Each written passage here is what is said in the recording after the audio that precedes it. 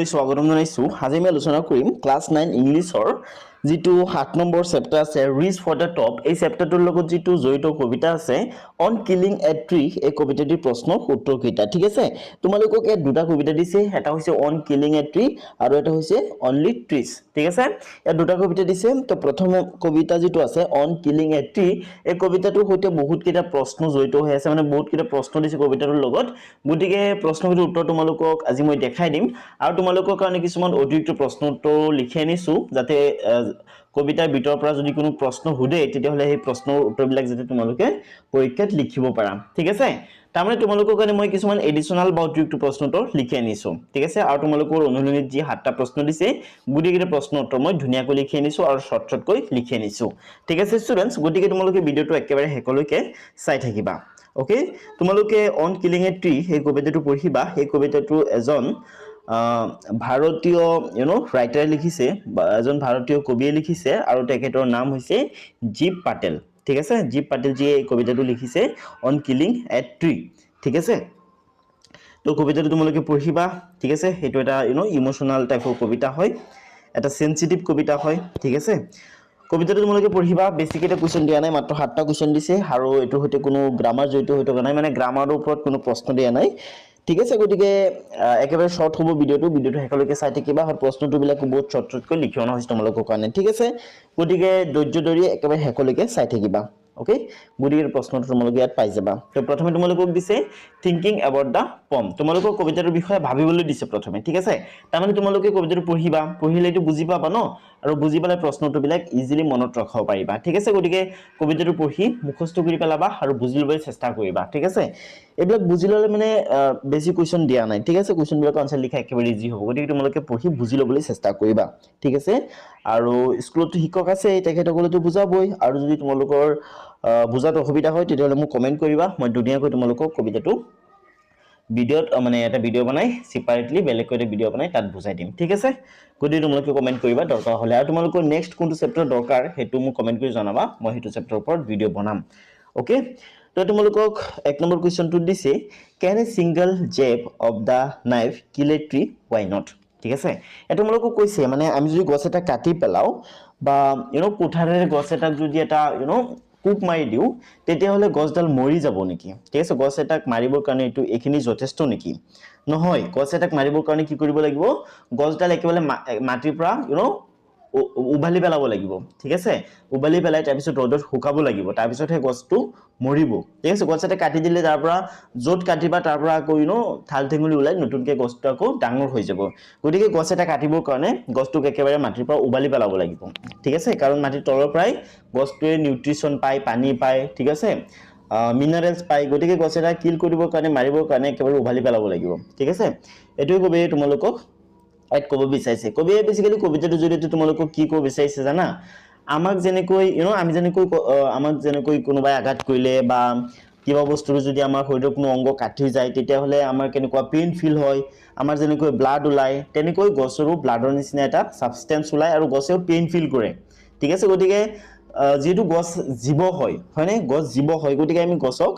Harm কৰিব নালাগে, গছক আমি কষ্ট দিব নালাগে, গছ কাটিব নালাগে, পাৰিলে গছ ৰুবহে লাগে। আৰু গছ আমাৰ প্ৰকৃতিৰ কাৰণে কিমান ইম্পৰ্টেন্ট হয় মই তোমালোকক সদায় কৈয়ে থাকো। ঠিক আছে, গছ নহ'লে আমি জীয়াই থাকিব নোৱাৰিম, গতিকে গছ বহুত ইম্পৰ্টেন্ট হয়। গতিকে তোমালোকে গছ কেতিয়াও পৰাপক্ষত নাকাটিবা আৰু পৰাপক্ষত তোমালোকে গছ ৰোপণহে কৰিবা। ঠিক আছে, গছ ৰোপণ কৰিব লাগে, কাটিব নালাগে। ঠিক আছে, কাৰণ গছেও কষ্ট ফিল কৰিব পাৰে। ওকে, সো ষ্টুডেন্টস তোমালোকে আনসাৰ লিখিব লাগিব no a simple jab of knife can not kill the tree if its root is not removed from the earth it will sprout again. ঠিক আছে, গছ এটাক কবি মানে ইয়াত ইমোশনালি কৈছে যে গছ এটাক বাৰে বাৰে কাটাতকৈ একেবাৰে উভালি পেলোৱা। ঠিক আছে, তথাপিও গছক কষ্ট দি নাথাকিবা, কাৰণ গছৰো প্ৰাণ আছে, গছেও কষ্ট ফিল কৰিব পাৰে। ঠিক আছে, ইয়াত কবিয়ে ইমোশনালি কৈছে তোমালোকক, তাৰমানে তোমালোকক বুজাব বিচাৰিছে যে কেতিয়াও গছ নাকাটিবা, গছৰ ডাল ঠেঙুলি এইবিলাক কাটি নিদিবা, কাৰণ গছেও কষ্ট ফিল কৰিব পাৰে। এইটো ইয়াত লিখকে কবিয়ে তোমালোকক ক'ব বিচাৰিছে। ঠিক আছে, ইয়াত কিন্তু তোমালোকক একচুৱেলি গছ এটা কেনেকৈ কিল কৰিব লাগে, কেনেকৈ মাৰিব লাগে সেইটো শিকাব বিচৰা নাই। ঠিক আছে, ঠিক আছে, ওকে। নেক্সট 2 নম্বৰ তোমালোকক দিছে how has the tree grown to its full size list the words suggestive for its life and activity ঠিক আছে তো বৃক্ষবিলাক যে আছে গছবিলাক যে আছে এইবিলাক কিমান ডাঙৰ ডাঙৰ ন তো এই ডাঙৰ ডাঙৰ যে গছবিলাক হৈ গৈছে কেনেকৈ হৈছে এটা সৰু গুটিৰ পৰা এটা সৰু গছৰ পুলিৰ পৰা ইমান ডাঙৰ ডাঙৰ যে গছ হৈ যায় কিয় কেনেকৈ হৈ যায় কাৰণ ইহঁতে মাটিৰ পৰা নিউট্ৰিয়েন্টছ লয় মিনাৰেলছ লয় পানী লয় সূৰ্যৰ পোহৰ ব্যৱহাৰ কৰি কাৰ্বন ডাই অক্সাইড ব্যৱহাৰ কৰি হালু সংশ্লেষণ প্ৰক্ৰিয়াৰ জৰিয়তে খাদ্য প্ৰস্তুত কৰে ঠিক আছে এনেকে বিভিন্ন ধৰণৰ খাদ্য গ্ৰহণ কৰে উদ্ভিদে আৰু এনেকৈ খাদ্যবিলাক গ্ৰহণ কৰি সানলাইট গ্ৰহণ কৰি এয়াৰ গ্ৰহণ কৰি ঠিক আছে মাটিৰ তলৰ পৰা পানী লৈ মিনাৰেলছ লৈ উদ্ভিদবিলাক ডাঙৰ হয়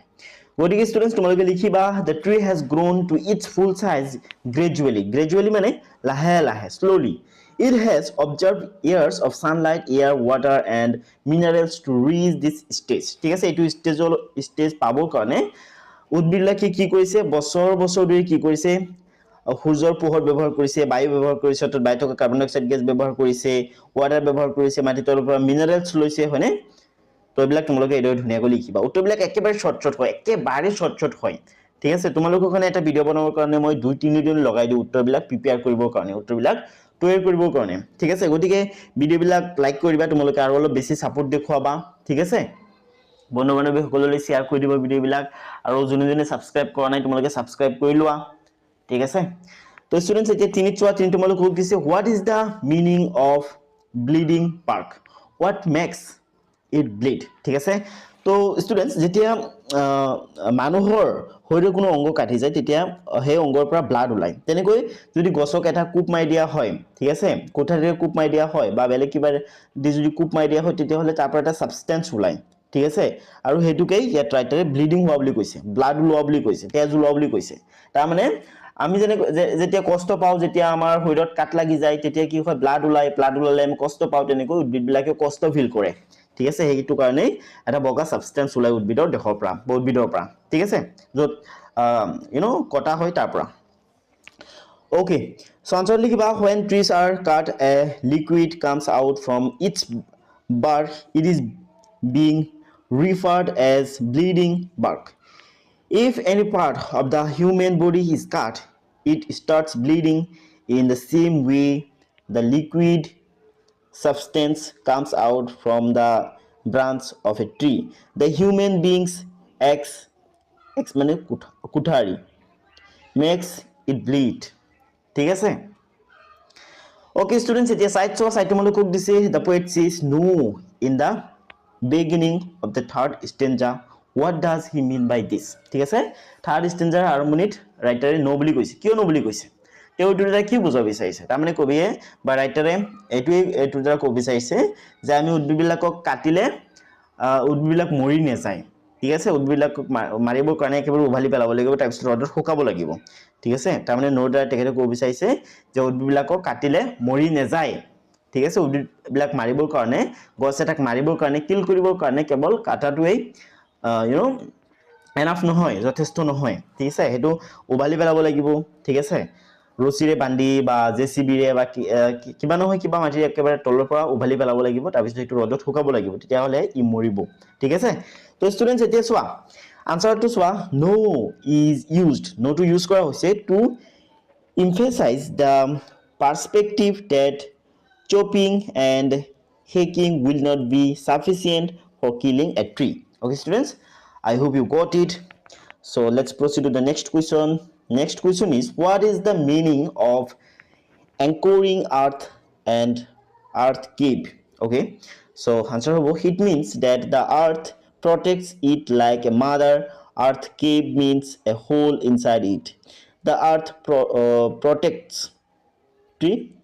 it provides all the essential ingredients to the tree ঠিক আছে তো উদ্ভিদবিলাক যে ডাঙৰ হয় তো তাৰ কাৰণে ইনগ্ৰেডিয়েন্টস বিলাক বা খাদ্যবিলাক কোৰ পৰা পায় দটিৰ পৰা পায় পৃথিৱীৰ পৰা পায় ন মাটিৰ তলৰ পৰা পানী মিনাৰেলছ এইবিলাক লয় আৰু পৃথিৱীৰ পৃষ্ঠত থকা বায়ুমণ্ডলৰ পৰা কাৰ্বন ডাই অক্সাইড লয় তাৰ পিছত সূৰ্যৰ পৰা সানলাইট আহে এইবিলাকৰ সহায়তে এইটো উদ্ভিদ এটা হেৰি হয় মানে পৃথিৱীটো উদ্ভিদবিলাকৰ কাৰণে মাতৃৰ নিচিনা হয় পৃথিৱী নহ'লে উদ্ভিদবিলাক গ্ৰ' ক'ত কৰিব হয়নে সো সেইটোৱে আনসাৰটো তেনেকৈ লিখিবা okay what does he mean by the tree strength of the tree exposed what does he mean by the strength of the tree exposed ঠিক আছে তো উদ্ভিদ এটাৰ strength expose কৰা মানে খোলাসা কৰা ঠিক আছে মুকলি কৰি দিয়া মানে তো উদ্ভিদ এটাৰ strength expose কৰা বা খোলাসা কৰা you know তাৰ মানে কি তাৰ মানে ইয়াত ৰাইটাৰ জনে বা কবিজনে কব বিচাৰিছে উদ্ভিদ এটা strength বা প্ৰকৃত যি শক্তি আছে হেতু এক্সপোজ কৰিবৰ কাৰণে উদ্ভিদটো উভালি পেলাব লাগিব ঠিক আছে তেতিয়াহে উদ্ভিদটোৰ শক্তি নাইকিয়া হ'ব হেতু কব বিচাৰিছে এক্সপোজৰ দ্বাৰা নাইকিয়া হোৱা বুজাইছে বা উদ্ভিদৰ শক্তি কমাই পেলোৱা বুজোৱা হৈছে ঠিক আছে এক্সপোজ কৰাক okay the stem or root is the strength of a tree when the tree is pulled out means ubali pelwa matir pora ekebare ubali pelwa its strength is exposed tete yar strength exposed hoise tar mane matir pora jetia hei kora hoy ubali pelwa hoy tetia tar shokti khini naikia hoise ঠিক আছে কারণ মাটিৰ পৰা ই সকলো ধৰণৰ essential নিউট্ৰিয়েন্টস বিলাক লয় ঠিক আছে মাটিতে থিয় হৈ থাকে গতিকে মাটিৰ পৰা যেতিয়া উভালি পেলোৱা হয় তেতিয়া তাৰ স্ট্ৰেংথ তাৰ মানে শক্তি নাইকিয়া হৈ যায় তাকত নাইকিয়া হৈ যায় ঠিক আছে what finally kills the tree ঠিক আছে ফাইনালি গছক কেনেকৈ কিল কৰা হয় ওকে আনসাৰ হ'ব pulling out the tree from the mother earth and scorching and choking it in the sun and air kill the tree it becomes brown dry and gets hard eventually it dies okay students okay তো students এতিয়া next তোমালোকক দিছে additional question যে তোমালোকক কিছুমান অতিৰিক্ত প্ৰশ্ন দিয়া হৈছে ঠিক আছে তোমালোকৰ প্ৰথম প্ৰশ্নটো হৈছে why can't a simple jab of the knife kill a tree okay so তোমালোকে আনসার লিখিবা এবলা অতিৰিক্ত প্ৰশ্ন হয় কিন্তু ঠিক আছে তোমালোক অনুশীলন নাই কিন্তু মানে তোমালোক কবিতাটো হইতে জড়িত হয় ঠিক আছে তোমালোক এক্সামত সুধিব পাৰে তো লিখিবা আনসার লিখিবা A simple jab cannot kill a tree because it has grown strong by observing sunlight, air and water for many years. ঠিক আছে students next আছে 2 নম্বৰ কোৱেশ্চন তোমালোকক সোধা হৈছে যে what happens when the bark of a tree is hacked and chopped okay so answer তোমালোকে লিখিবা the bleeding bark heals and new green twigs grow again okay তো next আছে তিনি তোমালোকক দিছে according to the poet what must be done to kill a tree completely এটা গছক completely kill কৰিবৰ কাৰণে মাৰিবৰ কাৰণে কি কৰিব লাগিব আনসাৰ লিখিবা the root must be pulled out from the earth completely ঠিক আছে at least কি কৰিব লাগিব মাটিৰ তলৰ পৰা তাৰ যেটো root আছে হেতু একেবাৰে পুল আউট কৰিব লাগিব মানে একেবাৰে উবালি পেলাব লাগিব ঠিক আছে তাৰপিছত তোমালোকক সাইড দিছে why is the root described as the most sensitive part of the tree answer লিখিবা because it is hidden inside the earth for years and is the source of the tree's strength okay পাঁচ number কোৱেশ্চনটো হৈছে what happens to the tree after the root is exposed answer লিখিবা it gets scorched choked dried twisted and withers away ঠিক আছে এটো ধুনিয়াকৈ তোমালোকে লিখি লবা তাৰপিছত তোমালোকক দিছে read and enjoy পঢ়িবলৈ দিছে আৰু এনজয় কৰিবলৈ দিছে ইয়াত তোমালোকক 30 নম্বৰ এটা সৰু কবিতা দিছে তোমালোক কবিতাটো পঢ়ুম ইয়াত তোমালোকক কৈছে I think that I shall never see a poem lovely as a tree ঠিক আছে নেক্সট সেন্টেন্সটো হৈছে a tree shows hungry mouth is pressed against the earth's sweet following breast a tree that looks at God all day and lifts her leafy arms to pray a tree that may in summer wear a nest of robins in her hair upon whose bosom snow has lain who immediately leaves with rain poems are made by fools like me but only God can make a tree ঠিক আছে এখেত হৈছে writer অর্থাৎ poet joys কিলমাৰ ঠিক আছে গতিকে তোমালোকে কবিতাটো পঢ়িবা ইয়াত তোমালোকক কৈছে যে when eating a fruit think of the person who planted the tree ঠিক আছে এটা ফল খোৱা সময় তোমালোকক ভাবিবলৈ দিছে যে ফলৰ গছটো কোনে লগাইছিল ঠিক আছে তেওঁৰ মানে তেওঁৰ কথা মনত পেলাবলৈ দিছে ঠিক আছে স্মৰণ কৰিবলৈ দিছে ওকে তো স্টুডেন্টস তোমালোকে ভিডিওটো হেকলৈকে চোৱাৰ কাৰণে বহুত বহুত ধন্যবাদ আৰু ভিডিওটো তোমালোকক কেনে লাগিল মোক কমেন্ট কৰি জনাবা আৰু স্টুডেন্টস তোমালোকলৈ ৰিকুৱেষ্ট ৰল যে তোমালোকে কেতিয়াও পাৰাপক্ষত হেৰি নকৰিবা উদ্ভিদ নাকাটিবা গছ নাকাটিবা আৰু যিমান পাৰা গছ ৰোপণ কৰিবা আৰু হেবিলাকৰ যতন লবা ঠিক আছে তো স্টুডেন্টস আজি ভিডিওটো মেনেছিলে ভিডিওটো হেকলৈকে চোৱাৰ বাবে তোমালোক সকলোকে বহুত বহুত ধন্যবাদ